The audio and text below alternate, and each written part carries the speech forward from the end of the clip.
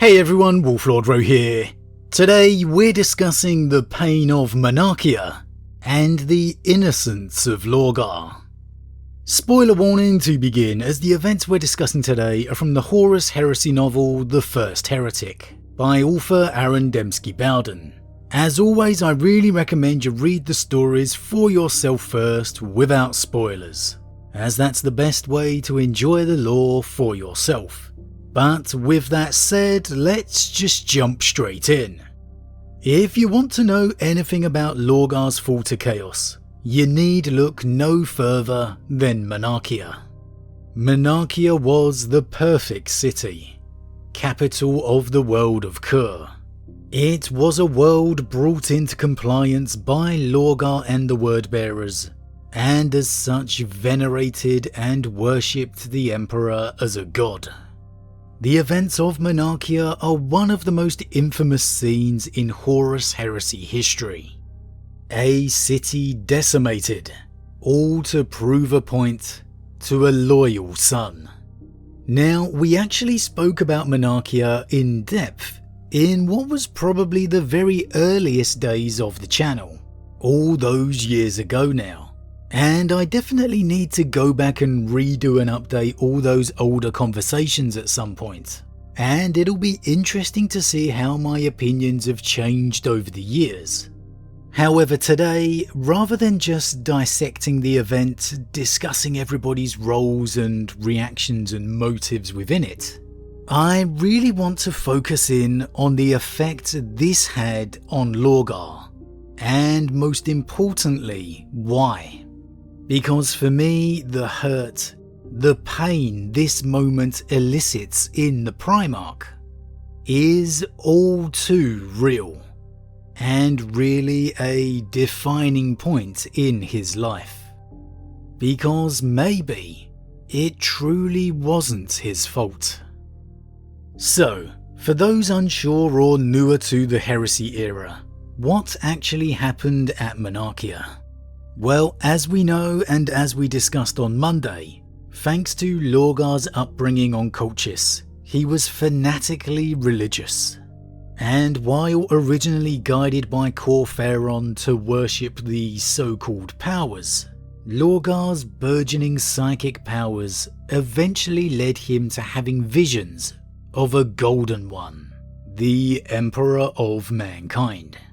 And thus Lorgar's beliefs altered to worship the One. By the time the Emperor arrived on Colchis, with Magnus by his side, he was presented a world already fanatically loyal to him, all beneath Lorgar's rule. Now, we're told the Emperor was displeased with the worshipful nature of it, but it's clear what if any actions or comments he made to Lorgar and the world were not enough. And indeed, as we'll discuss later, not enough barely fits the description. It's really one of those Emperor Primarch moments that we need to see. Absolutely in the top 5 most wanted. As usual with the Emperor and the Crusade, in feeling that the race against time and pressure to unite mankind quickly, the Emperor most likely assumed he could deal with it more appropriately with Lorgar down the line. However, that's just my thoughts and opinion. Regardless, the worship of the Emperor as a god wasn't stopped. And as the newly christened Wordbearers Legion joined the Great Crusade, they brought their worship of the Emperor with them. Every world and system they conquered, faith in the Emperor was spread. Beneath the Wordbearers, freshly rebuilt worlds and cities were filled with statues and shrines dedicated to the Emperor, his divinity, in open defiance of the imperial truth. Worse still, so long did the Wordbearers spend rebuilding these worlds and converting the populations, their conquests and campaigns took far longer than the rest of their fellow legions. In fact, so dire was the Wordbearers' progress, the combined situation led to the Emperor having to chastise Lorgar at Monarchia.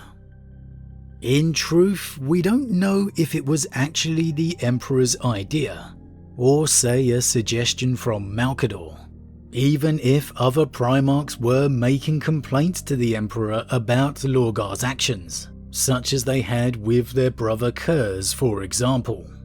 However, such is the spectacle of the statement made at Monarchia, so devoid of feeling, so, let's be honest here, cataclysmically bad, it's in all certainty for me surely the Emperor's idea and decision alone. Rabute Guilliman and his Ultramarines Legion were ordered to destroy Monarchia, and they did. Guilliman levelled the city with orbital bombardment, and in the ruins and the ash, Lorgar and his entire legion faced Malcador, Guilliman, and 100 Ultramarines. It's one of the most emotionally charged scenes in all of the lore, let alone the heresy. Lorgar trying his best to control his emotions, to hide his grief, his fury, desperate to remain calm, and just not being able to do so. Lorgar demanding answers, asking to know what madness had transpired, and Malcador equally being in despair that Lorgar just truly doesn't know, that he still can't figure it out, that the world was not compliant to the Emperor's demands. Lorgar is so overwhelmed in his grief that he literally begins screaming in fury at the Sigillite, the First Lord of Terror, the right hand of the Emperor, the only authority over the Primarchs, declaring him a liar, a blasphemer, that the world chanted and sung the Emperor's name. And in that blinding pain and anger, Lorgar even strikes Malcador, backhanding him, sending the old man flying 20 meters, with the sound of his bones breaking, echoing out into the air. And let's just reflect on that for a moment. Lorgar physically strikes the First Lord of Terror, in front of his entire legion, in front of Guilliman and the assembled Ultramarines. We like to talk about pivotal moments. Well, that was a pivotal moment. The panic and confusion at what on earth is going on just rippled through the legions like wildfire. And it can't be underestimated here how the calmness and stoicism of Guilliman in this moment, remaining unmoved and not heightening the tension, really prevented something catastrophic from happening, because Lorgar was completely lost to his emotions. And honestly, as we're going to discuss a little later, who can blame him? But if it was any other Primarch here other than Guilliman, I really think a fight and battle would have erupted. And with the entire Wordbearer's Legion present, filled with their Primarch's righteous anger, it would have been a massacre. Yet with Lorgar declaring he's going to tell the Emperor of this insanity, Malcador, who of course was okay after the strike, wounded but largely unharmed, had no option but to appeal to the Emperor. And just listen to the description as the dread of realization hits Lorgar. Lorgar stepped back, voicelessly mouthing, "No, no, no," as if whispered words could somehow alter fate. The world around them exploded in light. You can just feel that sense of dread filling Lorgar's stomach. You know that feeling in your gut when something beyond terrible has happened. It's just that indescribable, instinctual feeling that we all know. And so it would be here the Emperor himself would chastise Lorgar in an unbridled display of psychic power. He would force the entire legion of word-bearers to kneel. The entire legion. And you have to ask, how could it all have come to this? How could it have got to the point where the Emperor orders a city levelled, where he has to force an entire legion to kneel, even having to have a virtual shouting match with his son in the midst of it all, ultimately crushing his son's spirit, intended or not? Because there is no debate about it, this moment absolutely emotionally breaks Lorgar. It absolutely devastates him. He didn't dare touch Lorgar. With his hand outstretched, just short of resting on his Primarch's shoulder, he whispered his father's name. Lorgar turned to regard him, his eyes lacking even a shadow of recognition. "Aurelian," Arjul Tau said again. He glanced at the staring figures of Guilliman and the custodians. "My Primarch, come, we must return to our ships." For the first time, his hand rested on Lorgar's armoured shoulder, where a scroll of scripture had once hung. Ignoring his touch, Lorgar threw his head back and roared. The captain gripped the Primarch's golden pauldron, doing all he could to keep the demigod steady. Lorgar screamed, deep and low and long, at the uncaring sky. And all of it here, all of it, honestly could be legitimately argued it wasn't Lorgar's fault. As later, in the aftermath of Lorgar's chastisement, there's a conversation between Lorgar and his brother Magnus, upon Lorgar's homeworld of Colchis. As the two stand together, overwatching a parade of honour to Monarchia by the people, Magnus, perhaps moved by the event, or nostalgic memory at arriving with the Emperor to Colchis, can't help but ask how it all came to this. And through their conversation, there's a real insight into how, far from it being Monarchia where the Emperor made his biggest mistake, it was in fact Colchis, all those many years ago. "Go on," Magnus said. "Finish the thought." "Since then I have crusaded across his empire for over a century, raising icons and faiths in his image. And only now," he objects, "after 100 years, only now am I told that all I've done is wrong." Magnus kept his silence. The doubt he felt shone through his narrowed eye.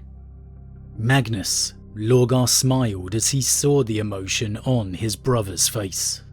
"Only the truly divine deny their divinity. It's written thus in countless human cultures. He never denied his godhood when he first came to Colchis, to take me into the stars. You were there. He witnessed weeks of celebration in his honour, never once rebuking me for lauding him as a god. And since then, he has watched me crusade for him, never saying a word about what I've done. Only now, at Monarchia, did he bring down his wrath, when he decided my faith had to be broken, after more than a century." Again, all of it can be traced back to Colchis. The Emperor, far from making his displeasure clear, said nothing of the worship. He said nothing of the claims of divinity. Until Monarchia. Now, normally we could say this is Lorgar's point of view. Yet, his brother was there too. Magnus was by the Emperor's side when they found Lorgar. He was there throughout the entire reunion, and he does not object to Lorgar's words here. When you really look at it this way, you can truly understand how heartbreaking Monarchia was for Lorgar. It wasn't simply his crusade on Colchis. It wasn't simply his efforts in the Great Crusade, raising up worlds against the Emperor's wishes. It's the fact that nothing was said.